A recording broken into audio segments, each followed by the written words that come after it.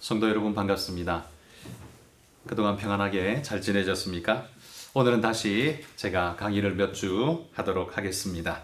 오늘부터는 제8강 한국 선교와 성경 번역에 대해서 2주 동안 강의하고 그 다음 이어서 한국의 개신교 선교 사역들에 대해서 한번 살펴보려고 합니다. 19세기 조선은 쇄국 정책으로 복음이 들어오는 모든 길이 막혀 있었습니다. 그래서 복음이 전달되는 것이 불가능한 상황이었죠. 그러나 아무리 닫아 걸려진 문이라 할지라도 하나님의 복음 열정, 이 선교의 열정은 그 누구도 막을 수 없는 일이죠. 당시 중국을 선교하기 위해 들어와 있었던 중국 선교사들을 통해서 하나님은 그들의 마음속에 조선이라는 비전을 주시고 그들이 조선을 꿈꾸며 조선 선교를 위해서 열심을 내게 됩니다. 그 중에 대표적인 사람이 존 로스와 맥킨타이어라는 선교사님입니다. 특별히 이 존 로스 선교사님은 1872년에 선교사로 헌신하고 결혼한 아내 스튜어트와 만주 우장 지역을 선교 거점으로 삼고 전도하기 위해 옵니다. 그러나 온 지 얼마 지나지 않아서 사랑하는 아내가 첫 아기를 낳고 한 달 만에 세상을 떠나는 슬픔을 겪게 됩니다. 선교지에 와서 아내를 잃고 핏덩이 아이를 안고서 얼마나 절망스럽고 어려웠겠습니까? 그러나 그는 포기하지 않고 자기의 여동생을 불러서 이 선교사에게 아기를 맡기고 선교사에게 자신은 열심히 감당하리라 생각을 하고 선교사역을 지속해 나갑니다. 1873년 아내가 죽고 얼마 지 않아서 한국 복음화를 위해 조선 복음화를 위해서 산동 지역으로 1차 선교 여행을 떠나가게 됩니다. 1873년 존 로스는 심양을 거쳐서 흥경을 거쳐 압록강 임강 부근 지역에 도달합니다. 거기서 한인촌을 발견하게 되는데 이 한인촌에서 조선으로 건너가고자 뱃사람을 구했지만 건네준 뱃사람을 구할 수가 없었습니다. 왜냐하면 당시는 쇄국 정책으로 외국인과 소통하는 자는 무조건 체포되어 처형될 수 있었기 때문에 그 누구도 그 일을 하려고 나서는 사람이 없었습니다. 그래서 이 로스 선교사는 하는 수 없이 조선에 들어가서 스스로 복음을 전하는 일은 접을 수밖에 없었고 그래서 자신이 갖고 있던 수백 권의 한문 성경, 중국어 성경을 한인촌에 배포하게 됩니다. 이 마을에 배포한 성경책을 읽고 수많은 사람이 예수 믿게 되는데 그 중에 나중에 나오는 백홍준이라는 사람의 아버지, 부친이 이 사람이 로스가 전해준 한문 성경을 가져다가 읽고 믿음의 변화를 경험한 사람이 되죠. 그가 복음 성경을 전하기만 해도 이런 놀라운 은혜의 역사가 일어났던 겁니다. 존 로스는 그러나 조선을 향한 선교의 사역을 포기하지 않았습니다. 한국 선교에 관심을 많이 갖고 있던 그는 그 다음에 1874년 고려문이라는 곳을 방문합니다. 이 고려문이 뭐냐 하면 이 만주 지역에 있었던 조선과 청나라의 무역의 거점이기도 했던 곳이 고려문이었습니다. 통상적으로 1년에 4차례 시장이 열렸다고 합니다. 아마도 쇄국 정책으로 문을 딱 걸어 잠궜기 때문에 자유롭게 왕래하면서 장사를 못하고 나라에서 허락해준 딱 1년에 4차례만 시장을 열 수 있었던 바로 그 장소, 거기가 고려문이었던 거죠.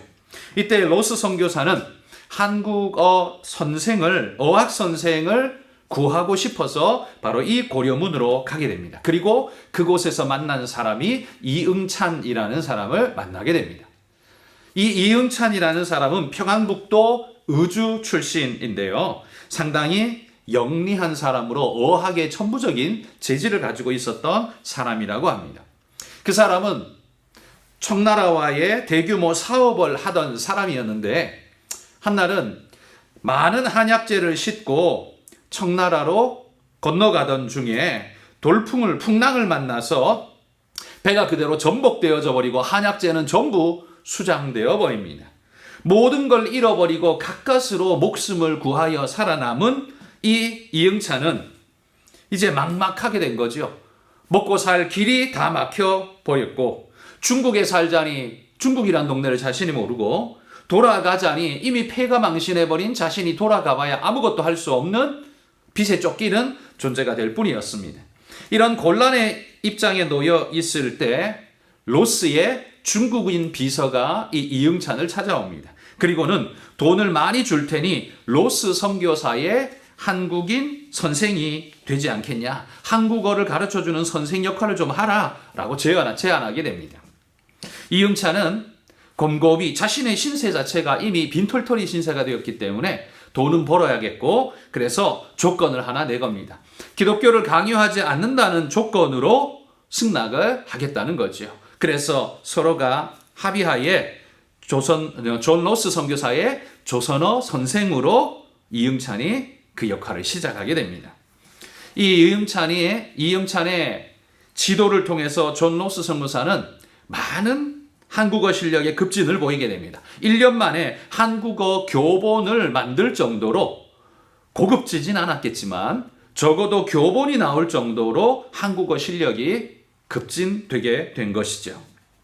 이 이응찬과의 함께했던 시간 1년이 지난 이후에 이응찬은 기독교에 대해서 호감을 갖게 됩니다. 1년 동안 있어 보니까 이분들의 마음, 또 이들이 전하는 것이 잘못되거나 거짓된 것이 아니구나라는 긍정적인 생각을 하게 되면서 이응찬은 이제는 돈벌이가 아니라 좀 더 적극적으로 이 사람을 도와주고 싶다는 생각을 하게 됩니다. 그래서 이응찬은 다시 고려문으로 갑니다. 그리고 그곳에서 자신의 동양 사람, 평안북도 의주의 청년 3사람을 만나게 됩니다. 백홍준, 이성하, 김진기. 이 3사람을 만나는데 이들은요, 선교사나 세관관리 혹은 병원장 등 외국인들의 어학 선생으로 일하다가 예수 믿고 후에 존 로스 성경 번역에 참여하여서 지대한 공을 하게 되는 아주 훌륭한 3분이 되는 거죠. 이렇게 이응찬과 함께 3사람, 이 4사람이 존 로스 선교사를 도와서 한국 성경 번역에 그때부터 본격적으로 매진하게 됩니다. 로스 선교사는 한국 선교를 하려면 무엇보다 쇄국 정책으로 막혀 있기에 한국어 성경을 번역해서 그것을 전달하고 그것을 통해서 복음 전하는 길을 열어야겠다는 결심을 굳히게 되는 거죠. 이 일에 4명의 한국 사람이 성경 번역을 위해서 동참하게 된 겁니다. 그들은 한문 성경을 읽고 그것을 한글로 번역하는 작업을 도와준 거죠. 그들은 한문에도 박식했기 때문에 그걸 한글로 번역하는 그 작업을 도왔는데요. 그렇게 성경을 읽고 번역을 하다가 예수 그리스도를 영접하게 됩니다. 그리고 1876년에 이 존 로스 선교사의 동료 목사님인 존 맥킨타이어라는 선교사로부터 이들은 세례를 받게 됩니다. 그러니까 한국인이 직접 그들을 찾아가서 세례를 받고 세례 교인이 된 것이죠. 이 4명의 젊은이들이 한국 선교에 끼친 영향은 굉장히 지대한 것이었습니다. 아직 선교사가 한국에 들어가지 못한 그때에 그들은 만주 지역으로 나와서 예수를 영접하고 주님을 영접하고 예수 믿게 되고 세례를 받는 엄청난 일이 일어난 거죠. 그리고 이들이 이미 포섭해놓고 있었던 서상륜이라는 사람이 1879년에 세례를 받고 또 4년 후인 1883년에 김청송이라는 사람이 존 로스 선교사에게 세례를 받게 됩니다. 그래서 세례받은 조선인 청년은 총 6명이 되는 거죠. 이 6명의 사람들은 존 로스 성경 번역에 아주 지대한 역할을 하게 됩니다. 그리고 이 성경 번역을 착수하고 나서 1882년에 처음으로 쪽복음 성경이 나오는데 그게 바로 누가복음과 요한복음이었습니다. 존 로스의 누가복음이 나오고 그 다음에 요한복음이 함께 번역되어져 나오고요. 그리고 2년 뒤인 1884년에 마태복음과 마가복음이 번역되어져 나오게 됩니다. 그리고 그 이듬해에 로마서, 고린도후서, 갈라디아서, 에베소서가 번역되어져 나오고 종국에는 1887년에는 예수 성교 전서, 발음도 힘들죠? 예수 성교 전서라는 신약이 완간되어지게 됩니다. 온더우드와 아펜젤러가 1885년에 조선 땅에 들어오지 않습니까? 그리고 1887년에 성경 번역을 위한 공식적인 모임을 시작해야겠다라고 시작한 해가 1887년인데 만주에서 존 로스 선교사는 바로 그때에 이미 신약 성경을 완간해서 내놓게 되었다라는 거죠. 이게 얼마나 엄청난 사건인지 모릅니다. 조선 바깥 땅에서 만주 지역에서 벌어진 성경 번역의 역사는 하나님이 이미 이 조선 땅을 향해서 깊은 선교의 열정을 가지고 하나님의 사람들을 불러 모아서 이 일을 하고 있었다는 사실을 우리에게 분명하게 보여주는 거죠. 자, 존 로스 선교사가 성경을 번역할 때 그러면 어떤 책을 참고해서 성경을 번역했을까? 가장 대표적인 책은 중국어 성경이었습니다. 당시 선교사들이 구하기가 가장 쉬웠던, 왜? 중국에 있었으니까요. 중국어 성경입니다.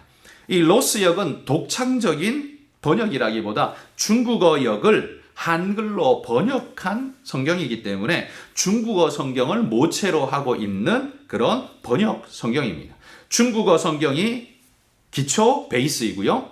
그 다음에 헬라어 성경과 두 버전, 두 권의 영어 성경이 기초를 해서 중국어, 헬라어, 영어 성경을 기초로 해서 한글 성경이 번역되어진 것입니다. 여기서 놀라운 사실은요, 존 로스와 한국 번역진들이 한문을 전혀 쓰지 않았다라는 것이 놀라운 일입니다. 당시 이응찬이나 백홍준은 한학에 일가견이 있는 그런 사람들이었습니다. 한학이 그들에게는 훨씬 더 수월하고 쉽다는 말이죠. 그런데 그 당시에 문자로서는 한문이 지배적이지 않습니까?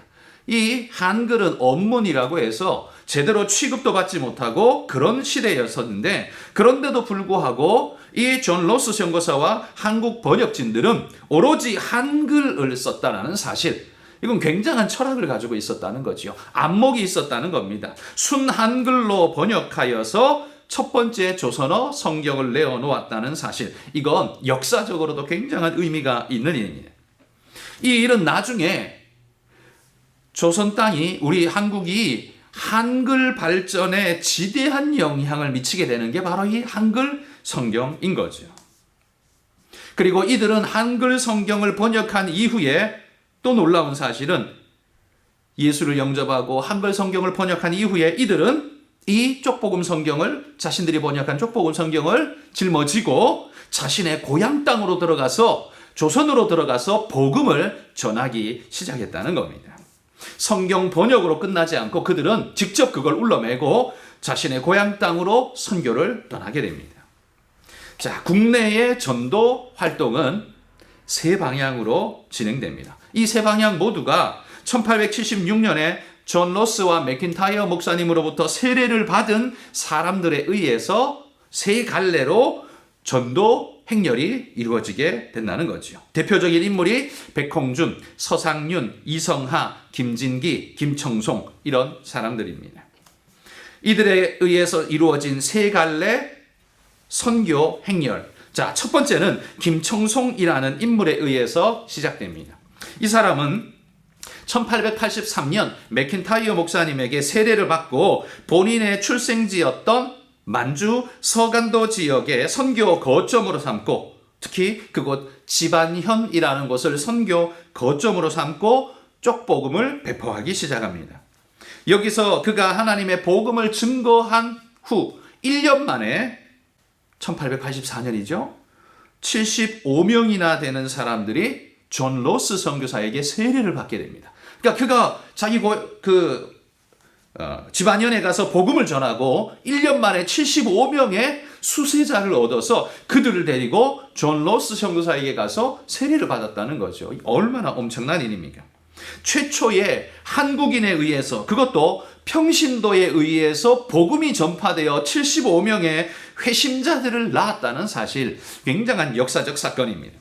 한국 선교의 공식적인 해라고 말할 수 있는 언더우드와 아펜젤러가 조선에 입국한 1885년인데요. 그거보다 1년 전에 이미 조선인에 의해서 복음이 전해지고 그로 인해서 75명이나 되는 사람이 회심하여 세례받는 놀라운 은혜의 역사가 일어났다는 거죠. 그리고 1년 후인 1885년에는요. 25명이 더 세례를 받게 됩니다. 그러니까 1885년 언더우드와 아펜젤러가 입국할 때에는 이미 조선 땅에, 저 조선 북쪽 땅에 있죠. 그 조선 땅에 이미 100명이나 되는 세례 교인이 있었다는 겁니다. 이 교회 공동체가 이미 있었다는 놀라운 사실. 그러니까 선교사가 들어오기 전에 이미 믿음으로 세례받은 사람이 있었다는 사실은 아마 선교적으로 아마 유일무이한 그런 곳이 아닐까, 그런 생각을 합니다. 로스가 그 당시에 써보냈던 한 보고서에 의하면 이 100명이 세례받은 정도로 끝나는 게 아닙니다. 그는 이렇게 보고합니다. 이미 세례를 받은 사람들 말고 한국인 부락에서 세례받기를 원하는 사람이 600명이나 되었습니다. 이렇게 소개할 정도입니다. 100명이 이미 세례받았죠. 그런데 그 외에도 600명이나 되는 사람들이 세례받으려고 이미 대기하고 있었다는 겁니다. 한국 선교의 엄청난 역사가, 하나님이 폭발적인 역사를 일으키고 계셨다는 사실을 우리는 주목할 수 있습니다. 이것이 첫 번째 김총송에 의해서 이루어진 선교의 첫 번째 물줄기였습니다. 또 두 번째는 이성하라는 사람에 의해서 이루어졌는데요. 1883년 이성하는 복음서를 가지고 압록강변 여관에 투숙했다가 여관 주인이 그가 가지고 있는 소유한 쪽복음 성경을 발견합니다. 이건 조선으로는 금서이죠. 발견되었다가 모두가 죽을 수밖에 없는, 그래서 여관 주인은 안절부절하게 됩니다. 그래서 이성하가 외출한 사이에 이 쪽복음서를 대부분 다 압록강변에 다 떠나버려버리고 나머지는 또 불살라버리고 그렇게 쪽복음을 전부 다 소각시켜버렸습니다. 이성하는 얼마나 난감했겠습니까? 그러나 그는 그런 가운데도 고향 의주 땅에 돌아와서 하나님의 복음을 증거하게 됩니다. 복음서가 없기 때문에 활력이 조금 더 떨어질지 모르지만 그는 최선을 다해서 복음을 전가합니다. 그러다가 건강이 악화되어지는 바람에 더 이상 그 일들을 감당하기가 힘들어져서 백홍준이 그 역할을 대신 맡게 됩니다. 자, 백홍준은 이성하가 성경을 있는 그대로 반입하려다가 적발되어져서 모두 잃어버린 사건을 생각하면서 그는 그냥 가지고 들어가면 안 되겠다라는 생각을 하게 됩니다. 그래서 성경을 한 장씩 다 뜯어냅니다. 성경을 재본한 걸 풀어가지고 한 장씩 한 장씩 새끼 꼬듯이 돌돌 맙니다. 그래서 긴 줄을 만들어냅니다. 성경을 한 장 말고 그걸 또 이어붙여서 계속 말고 말아서 긴 새끼처럼 이어 만든 다음에 시장에 나가서 아무 책이나 그냥 헌책 여러 권 사들고 옵니다. 그리고는 그 헌책을 그 성경 뜯어낸 종이로 만든 새끼로 이어 묶어가지고 어깨에 울러맵니다. 그러니까 진짜 가지고 들어갈 성경은 끈이 된 거죠. 울러맨 끈이 되고 그가 짊어진 책은 아무 쓸모없는 그냥 시장에서 사온 아무 책이나 사들고 온 것입니다. 그리고는 조선 세관을 자연스럽게 통과하게 된 거죠. 그 끈이 성경일 거라고는 누구도 생각지 못하니까요. 그래서 백홍준은 자기 고향 의주로 들어와서 복음을 전하기 시작합니다. 의주뿐만 아니라 그 주변 고향 인근 근처까지 전부 전도 지경을 점점 넓혀가서 1885년에는 18명의 신자들이 예수를 믿고 자기 집에 모여서 함께 예배드리는 교회 공동체가 형성되어지게 된 것이죠. 그러나 1893년에 백홍준이 국법을 어겼다는 죄목으로 투옥되게 됩니다. 그 당시에는 외국인과 내통하는 것 자체가 이미 금지였기 때문에 백홍준이 들통나서 감옥에 갇히게 됩니다. 1893년 검거된 후 2년 동안 봉천 감옥에서 옥살이를 하다가 세상을 떠났다고 합니다. 이리하여서 백홍준은 내국인으로서 최초의 공식적인 개신교 순교자가 되어지는 겁니다. 자, 그리고 세 번째 방향, 선교의 방향은 서상륜이라는 사람에 의해서 진행됩니다. 이 서상륜은요, 로스 성경 번역에 사실 가장 큰 공헌을 한 사람입니다. 그래서 로스역 성경을 서상륜역이라고 불릴 만큼 서상륜이 이 존 로스의 성경 번역에 가장 큰 지대한 공헌을 하는 거죠. 서상류는 1883년 고려문을 거쳐서 한국에 입국하다가 고려문 검문소에 걸리고 맙니다. 왜? 쪽복음 성경 보따리가 무더기로 발견된 거죠. 이거 들고 들어오다가는 금서 바로 적발될 수밖에 없는 겁니다. 서상륜이 그렇게 검거가 돼버렸습니다. 그런데 고려문에서 수색을 하고 있던 그 하급 관원이 김효순, 김천년이라는 사람이 있었는데 이들이 이 서상륜하고는 먼 친척이 되는 사람이었습니다. 서로가 그런 걸 알았던 거지요. 그래서 이 김효순과 김천년이 서상륜에게 내가 밤에 몰래 감옥문을 열어둘 테니까 당신은 도망가시오. 그렇게 길을 열어줍니다. 그런데 서상륜이요, 감사하다고 얼른 도망가야 될 것 아닙니까? 그런데 놀랍게도 이 서상륜은 오히려 그들에게 부탁합니다. 쪽복음 성경 그 보따리 다시 돌려달라는 거예요. 금서 어떻게 돌려줍니까? 그랬다가 큰일 나죠. 그래서 극구 만류하지만 서상륜이 너무 간곡하게 해서 딱 10권만 그의 손에 쥐어주고 보냅니다. 그래서 서상륜은 그 10권의 책을 몰래 숨겨서 조선 땅으로 들어오게 되죠. 들어와서 자기 친척들에게 쪽복음을 읽혀주고 복음을 전하기 시작합니다. 그런데 이 소식이 관가에 알려지게 되고 체포령이 떨어집니다. 그래서 이 서상륜은 자신의 동생 서경조와 함께 그 당숙이, 자신들의 친척 당숙이 오래전부터 살고 있던 황해도 송천리로 옮겨가게 됩니다. 이 10권의 쪽복음은 사실 복음 전하기에 턱없이 부족한 것이었죠. 그래서 서상륜은 존 로스 선교사에게 비밀리에 편지를 보냅니다. 쪽복음 성경을 보내주십시오. 이 성경이 없어서 복음 전하는데 어렵습니다. 성경을 보내달라는 요청을 합니다. 자, 이 편지를 받은 존 로스는 수치인, 발신인, 아무것도 기록하지 않은 채 6,000권의 쪽복음을 인천항으로 보내버립니다. 인천항에서는 난리가 난 거죠. 누가 보냈는지도 모르고 누구에게 보낸지도 모르는 이 화물이 와 있는 겁니다. 그리고는 존 로스 선교사는 그 인천항을 담당하던 밀렌도르프라는 사람에게 편지를 써보냅니다. 써보내서 이렇게 요청합니다.